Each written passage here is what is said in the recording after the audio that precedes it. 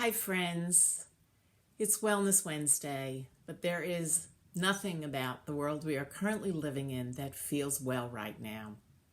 In the last few weeks, as the spread of the coronavirus has reached to every corner of the world, we find ourselves scared and worried. Every one of us is worried about our health. How do we stay healthy and protect ourselves from this virus? We worry about our family and our friends. With businesses shut down and the news concerning world finances, we worry about our economic future and our livelihoods. The repercussions of social distancing and isolation have us worried about our mental well-being.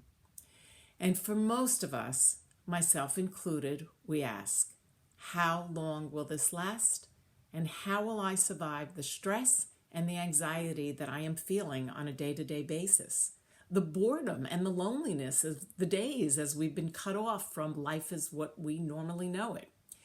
So that's why I decided to make this video today, rather than send you a text Wellness Wednesday, to send you a video, hoping that in seeing my face and hearing my voice, somehow we will feel more connected, because that is what we need to do during these days.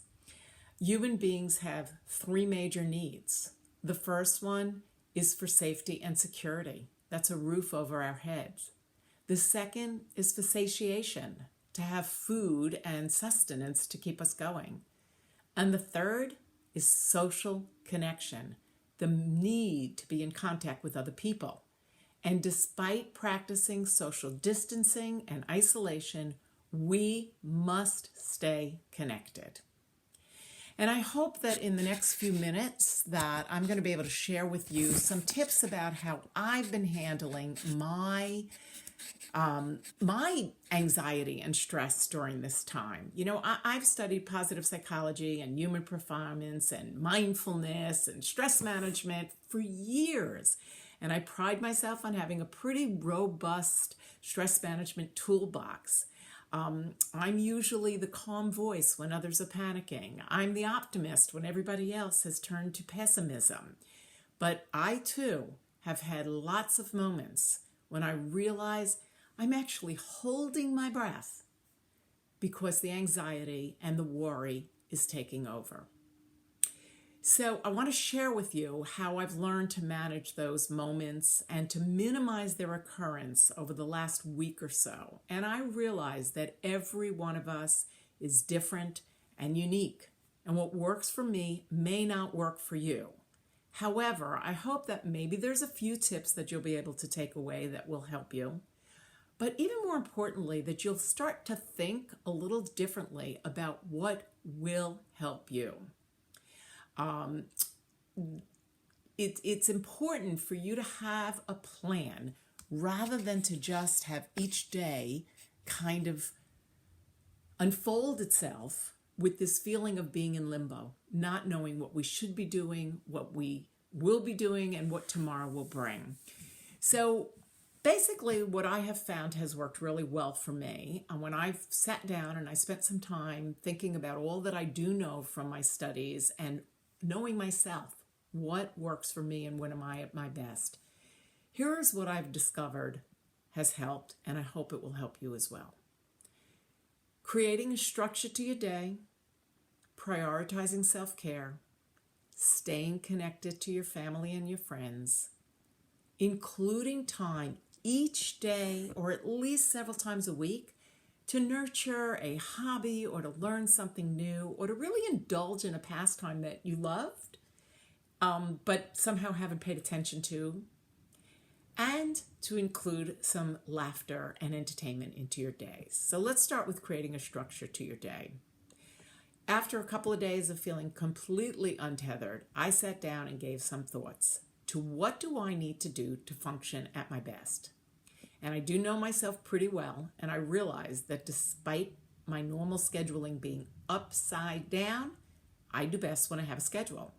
So now each morning, while I'm having my breakfast, I sit down and I plan out my day. My client appointments, which thankfully, because I do work by telephone, I still have some, those take top priorities. And then I structure around there. my self-care, when I'm going to exercise, when I'm going to break for lunch, when I'm going to do some writing, when I'm going to do some learning. And I plan the day ahead of me. I even plan when I'm going to prep my dinner. Basically, I know what I'm going to do with each hour of the day. And so if you think that creating a plan for yourself may help your days go a little smoother and with a little less anxiety, give it some thought. Secondly, prioritize self-care. Now, anybody who's been following me for a while knows that I've always said that self-care must come first. If you are not taking care of yourself, you will not have the energy and the stamina to take care of anybody else. Now it's more important than any, because we have to make sure that we are keeping our immune system as healthy as possible. So this is the time. If you've ever said, oh, I wish I could get into a consistent exercise program, or if I had time to cook healthier meals, maybe this is the time. You know, we're not running around doing all those chores we normally do, carpooling, commuting, all of that. We may not look at it as a gift, but it has been a bit of a gift of time. And so use it wisely. Certainly, if you're not feeling well, do not exercise. But as long as you are feeling healthy, try and put some exercise, some movement in your day. I highly recommend, weather permitting, get outside, breathe some fresh air, go for a walk. Get the sleep you need. It is more important now than ever. Sleep is what keeps our immune systems healthy, and also if we are getting sick, it's what we need for recuperation. I personally have gifted myself an extra 45 minutes of sleep each morning. Now that my 8:30 client who used to show up at my front door for my home office is no longer coming, my morning is not quite so frantic, so I've decided to use some of that time to have just a little bit of a more buffer of sleep. And of course, try and fuel yourself with the healthiest foods you can get your hands on. Now that the panic has calmed down just a bit, people aren't quite so worried that the food won't be available. The markets are refilling. My husband went to the supermarket today, and I'm happy to report that there was food, poultry, meats, produce were there. Just be careful, keep your distance, wear gloves, and wash your hands. Thirdly, stay connected to your family and friends. I have committed to making one phone call a day to somebody that I haven't spoken to in a while. I have had some fantastic calls with some of my cousins, with some of my childhood friends.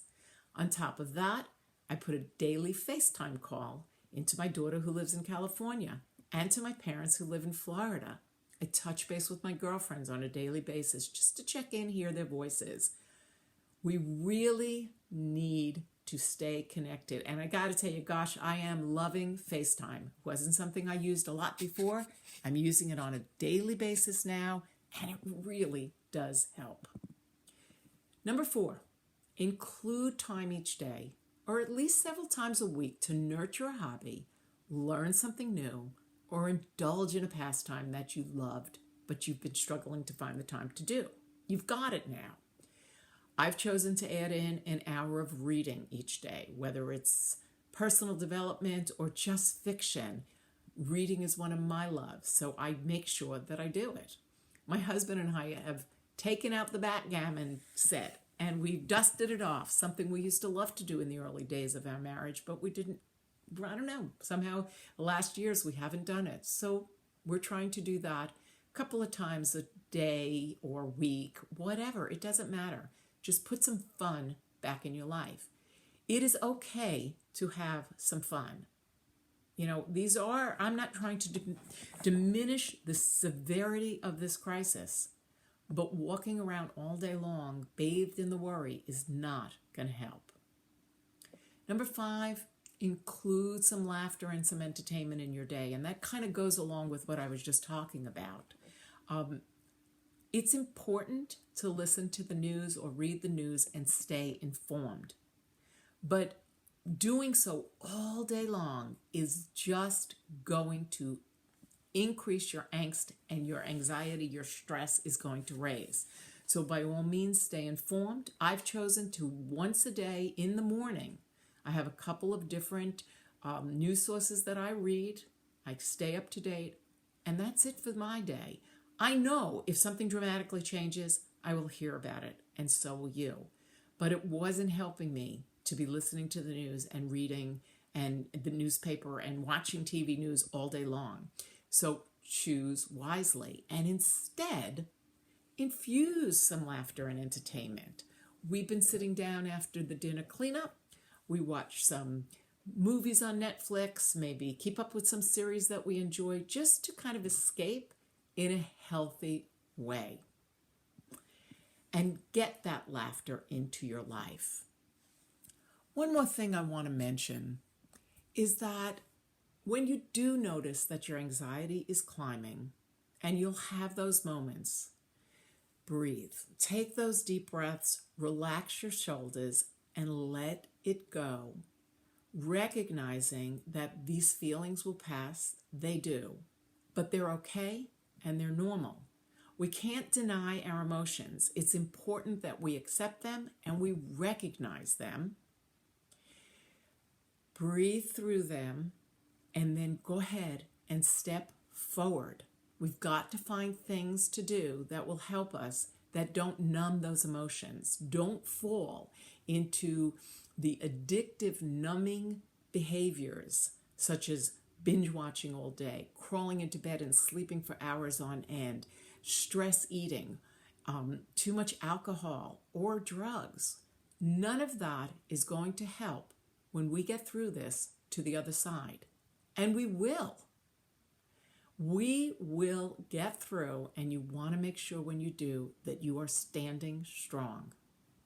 So I hope that you found this helpful. I encourage you, email me your questions. Check in on my Facebook page, LNG Coaching.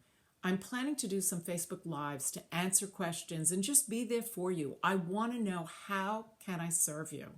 What are you struggling with? Is it trouble sleeping, stress eating, staying positive? I want to do whatever I can to stay connected and help to my community. And last but not least, each day, take a moment and look for gratitude. Find something to be grateful for each day. I know it's hard, but it is out there. You know, today I'm grateful that the sun is shining and I get to take my dog for a walk outside. I'm beyond grateful that my daughter is living with her fiance and she's not in an apartment by herself going through this terrible and difficult time. And of course, I'm incredibly grateful for you, my community, for allowing me to come into your inbox each week and for staying connected. Please let me help you any way I can. We are in this together. None of us are alone. Do what it is within your control to elevate this Wellness Wednesday, and I'll see you next week.